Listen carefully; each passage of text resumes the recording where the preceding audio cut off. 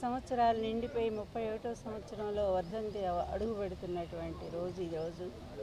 అయినా ఇప్పటికి కూడా తెలుగు ప్రజల గుండెల్లో విషాదం అనేది పోలేదు. ఆయన కోల్పోయినటువంటి జీవితాలు, ఆయన అందించినటువంటి మంచి పనులు పేదవర్గాల గుండెల్లో ఇప్పటికి కూడా శాశ్వతంగా నిలిచిపోయాయి. అందుకే ఆయన దేవుడిగా మారిపోయారు.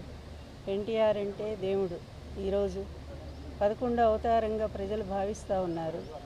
అటువంటి మహనీయుడు వారసులం అని చెప్పుకుంటూ ఆయన ఆశయాలన్నీ తూట్లు పొడుస్తూ ఈరోజు ఒక రాక్షస పాలన కొనసాగిస్తున్నటువంటి ఆంధ్రప్రదేశ్ పరిస్థితి చూస్తే అతి దారుణంగా ఉంది.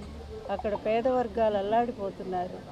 అదేవిధంగా బడుగు బలహీన వర్గాలు, దళిత వర్గాలు ఒక సామాజికమైనటువంటి న్యాయాన్ని కోల్పోయి అల్లాడిపోతున్నారు. కేవలం అక్కడ ఒక హత్యా రాజకీయాలకు ఒక నిలయంగా మారిపోయిన ఆంధ్రప్రదేశ్ని కాపాడమని చెప్పి నా భర్త ఆత్మని నేను వేడుకుంటా ఉన్నాను.